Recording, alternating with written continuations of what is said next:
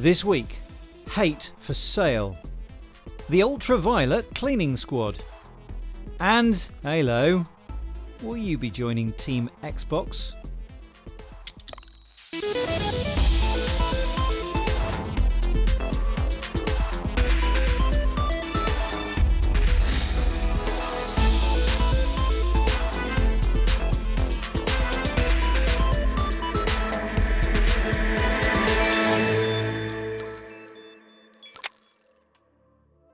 Hey, welcome to Click. Now, as more and more places start to open up here in the UK, there are some people who are starting to think about whether travelling and indeed going abroad for a summer holiday is a possibility and is safe. And that's why today Lara is not at home, she's at an airport. Yes, that's right. I'm not going any further than Heathrow Airport though. I have to say it is amazingly quiet here. Wow, so what are you up to then? Well, we've been given some behind-the-scenes access to take a look at some of the technology that's being used to help keep the airport COVID safe. Okay, well, we'll have more on that later in the programme, so we'll see you in a bit. First, we're going to return to something we often talk about on this programme, the battle that social media companies are fighting against extremist content and hate speech. Now, normally, companies like Facebook, Twitter, and more recently TikTok are the ones making the headlines, but there are other outlets for extreme views too. For example, it is totally possible to buy racist and far-right products from some of the world's biggest online retailers. James Clayton has been investigating. It's a sad reality that racism is alive and well online, but it might surprise you that some of the biggest companies in the world are selling racist material and products online.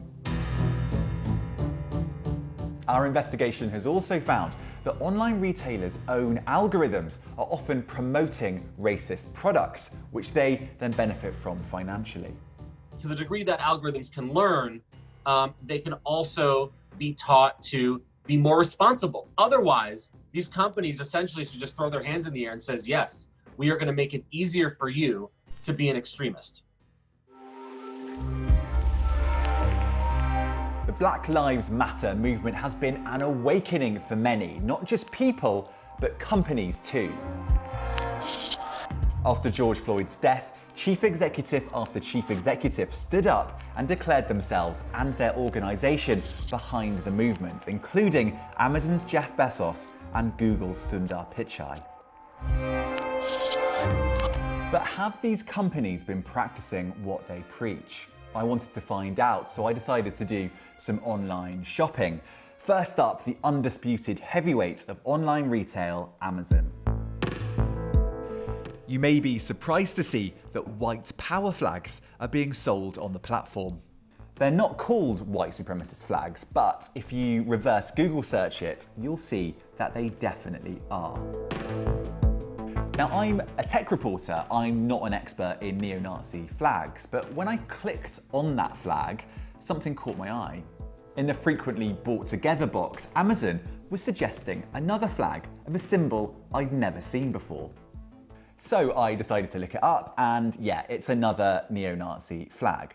Amazon was suggesting to me content, neo-Nazi content, that I didn't even know existed. And if I clicked on that flag, I get more Nazi stuff suggested too. Some of the comments on these flags are pretty critical. Disgusted, writes one shopper. This is a neo-Nazi flag, says another.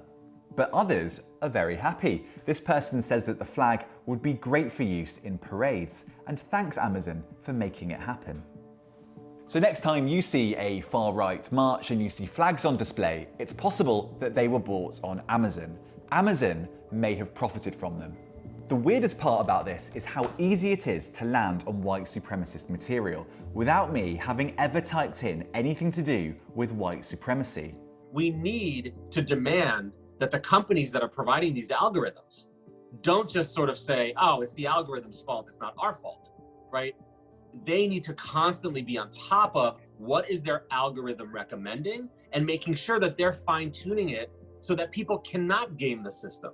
Or worse yet, that somebody who's just on the periphery of some extremist movement doesn't get deeper into that movement and its subculture because the algorithm took them there.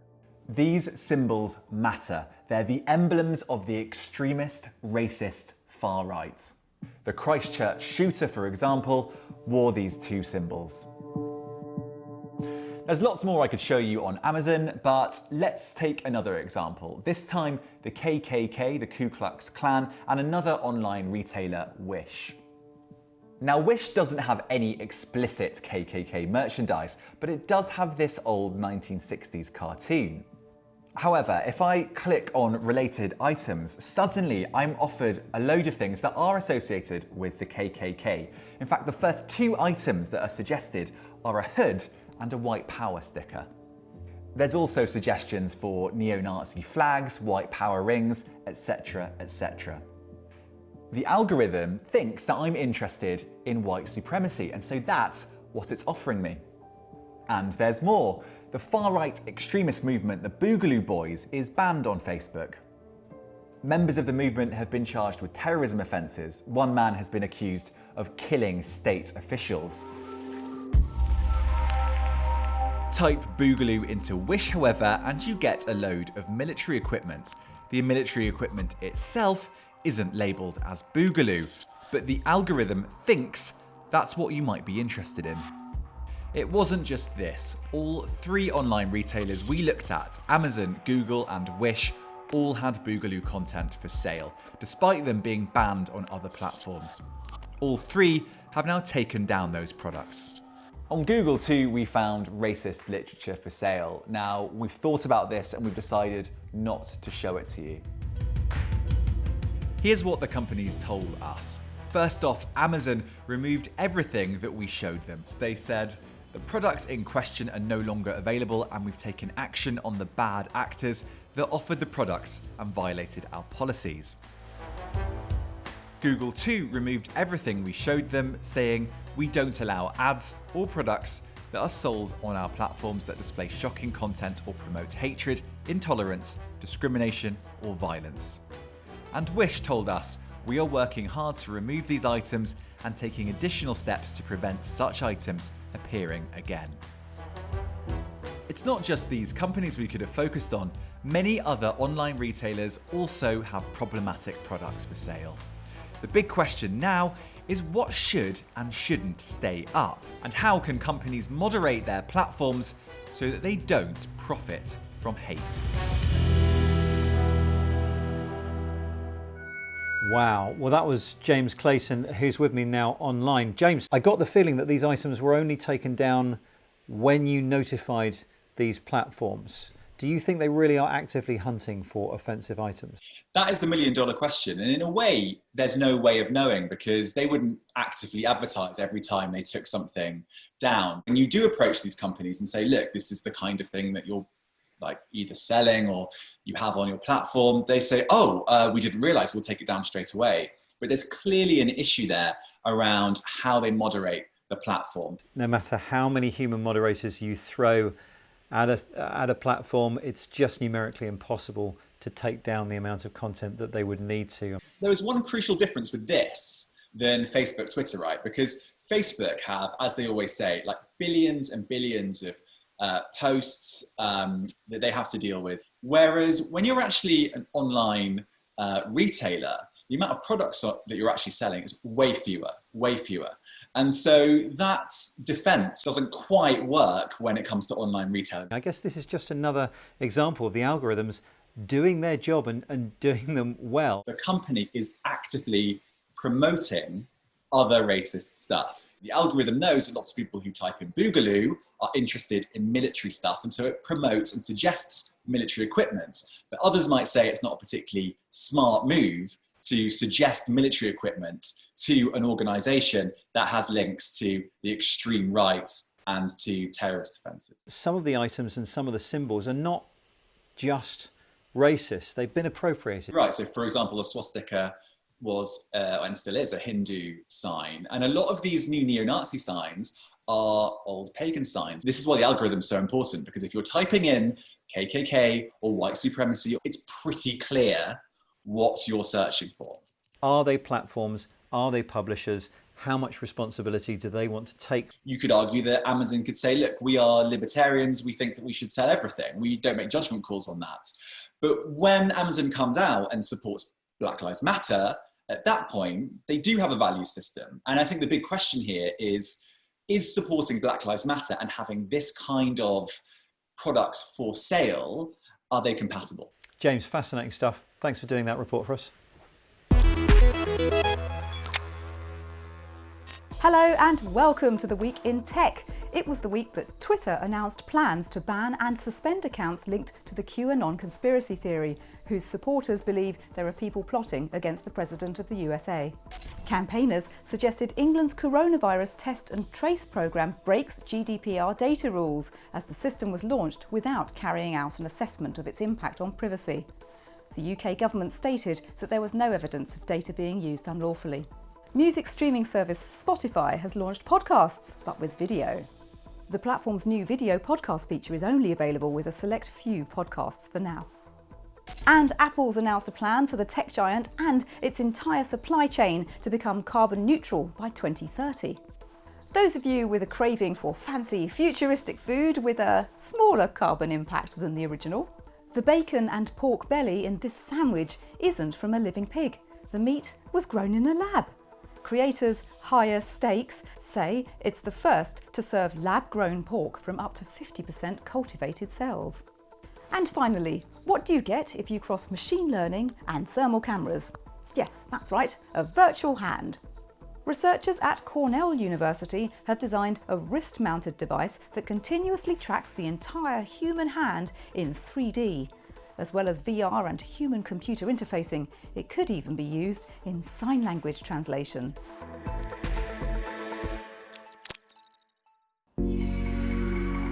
Google's Pixel Buds have finally come to the UK this week, 9 months after they were first announced. So I've been seeing how they stack up next to some other big brand wireless earphones. Apple's AirPods Pro and the snappily titled Sony WF-1000 XM3s.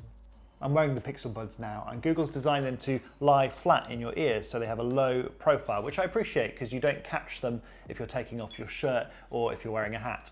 All three of these come with a case that recharges your earbuds. Google's is designed to look like a stone, which is very nice. And it fits in that tiny extra pocket in your jeans. Sony's case is the outlier here because it's comparatively huge, and I'm not a big fan of this rose gold effect lid because the paint has started to chip off. The big question, of course, is how do they sound? Well, I was never the kind of person to spend about £200 on a pair of headphones until about 2 years ago. My boss convinced me to buy these because the audio quality and the noise cancellation were outstanding, and I never regretted it because I wore them every day on the way to work or on flights, things like that. And the Sony in-ear buds come fairly close to that sound quality. When I got the AirPods Pro, I was disappointed. They cost more than any of these other headphones, but they just didn't sound as good. Everything sounded a little bit duller. The Pixel Buds probably land somewhere in between in terms of audio richness, but there is a problem with these. Whatever I'm listening to, whether it's spoken word or music, there's a low-level, quiet hissing noise the entire time, almost like you're listening to songs on a cassette tape rather than a clean digital copy. And it's most noticeable if you're listening to music in bed at a low volume. Not everyone can hear it. My housemate couldn't hear the hissing noise, but I could, and so could lots of other people complaining on the Google message boards. For a sound product, that is a fundamental problem. Another weird thing about the Pixel Buds is that they don't have noise cancellation, and the Sonys and AirPods Pro both have really good noise cancelling for something so small. The Pixel Buds are at the end of the price scale where I'd expect to have it. Here's a quick look at some of the other features. The Sonys come out top for battery life, but I've never had a problem with any of these running out because they all recharge when you put them back in the case.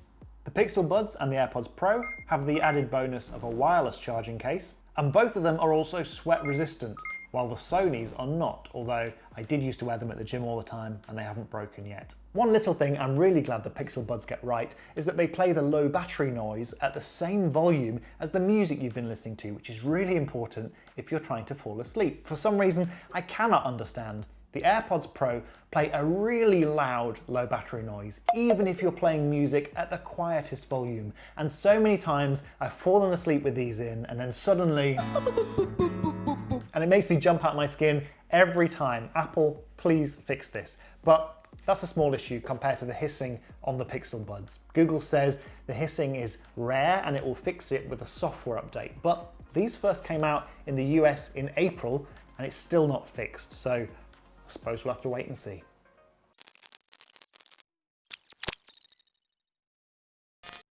After months in isolation, the idea of coming to a bustling airport, let alone getting on an actual plane, can be slightly unnerving.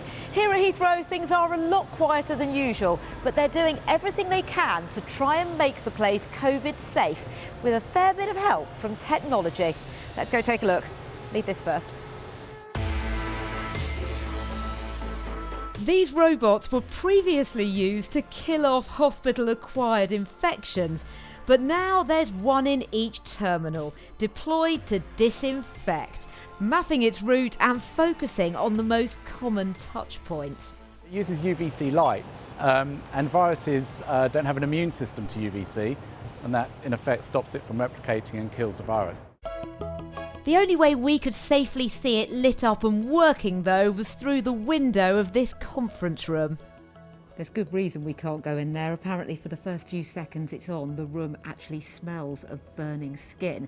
That's just from anything that may be laying around in the office. So to avoid any nasty burns, it needs to get its work done when no one is around. Its motion and vibration sensors double checking that nobody has appeared unexpectedly. But at least it's pretty speedy. The airport here, this robot can actually disinfect 18,000 square metres within a space of, say, 2.5 hours. It disinfects, doesn't clean, so it's nice to send this into, say, a washroom, you disinfect it, and then it's safe for the cleaning staff to go in, and then they can clean. In an airport, it's not just about cleaning overnight, though. A place like this is usually pretty busy, and that means people's hands going on the same surfaces quite a lot, especially somewhere like an escalator. But the solution here could also lie in a UV light. This escalator has been retrofitted with one underneath the belt, so it means every time it goes round, it's being sanitised. And the whole route we take through the airport seems to have been carefully considered. Stickers on lift buttons, wrappers on escalator handles. So think about your antibacterial spray, but from a virus point of view. You wrap that around the escalator handle and it basically gives you several months of virus-free touching. And what we do is we have a technical check that we can make. Our biotechnicians do this on a regular basis to see what the viral load is on those touch points, and they can make sure that that wrapper is working and fully functional. It's used in a number of different places. We have them on lift buttons, we have them on escalators, and we also have them, really importantly, on trolley handles. There's also mandatory mask wearing, and other safety features are being trialled, like this camera detection system tracking people's temperatures. The only thing that seems to be missing right now, though, is somewhat unsurprisingly, the passengers. That's really interesting stuff. I suppose the big question, though, is would all of that make you feel safer about flying? Exactly. It would certainly make me feel safer about being in the airport, but then I've got to get on the flight. And of course you could think about using some of these technologies on a plane, obviously before the passengers got on, but you still don't want to be sitting next to someone who's got coronavirus. Yeah, really good point. Okay, cheers mate. We'll see you in a bit. Now, are you counting down to the next generation of video games consoles? And will you be Team Xbox or Team PlayStation? Well, that decision often rests on the exclusive games and franchises that each offers. Sony's lineup for the PS5 has achieved universal acclaim from the gaming community, but so far nothing that Xbox has revealed has really set pulses racing. But all that could be about to change thanks to the biggest franchise that Xbox has, Halo. Mark Chislak has been finding out more. Yep, this is death. Halo's hero, the Master Chief, is Xbox's not-so-secret weapon in the next-generation console showdown with PlayStation. The new game, Halo Infinite, has its action centred around the Master Chief, now battling a foe called Asherum, a bad-tempered space bad guy who leads the distinctly unfriendly-sounding Banished. Fight hard! I sat down with Bonnie Ross, the head of all things Halo at Microsoft, and Phil Spencer, head of Xbox, to talk about the Master Chief's first next-gen outing. So as far as Halo Infinite next-generation consoles are concerned, is it all about graphics that are so sharp you can see the sweat on the brow of an alien before you dispatch them and zero load times, or is there more to it than that? You know, obviously, yeah, you've got 10 times the processing power. But for us, it's about the universe and it's about the suspension of disbelief. We've talked before, not just in Halo, but in video games, how agency, about how player choice is one of those things that really connects you to the story. You now have, I think, more choice in the decisions that you make as Master Chief, which I do think in the long run is a mechanism for connecting you to the story that's there. Halo Infinite is arguably the biggest and most important launch title for the new Xbox. To date, it's generated about £5.5 billion in sales, shifting 77 million copies across the franchise lifetime. Big numbers.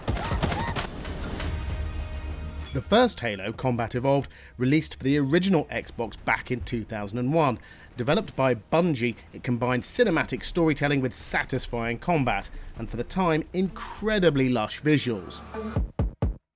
Successful sequels followed before developers Bungie departed Microsoft Game Studios. They went off to make their own sci-fi looter and shooter, Destiny. This left 343 Industries to produce Halo 4 and Halo 5, both commercially successful games that had a mixed response from fans.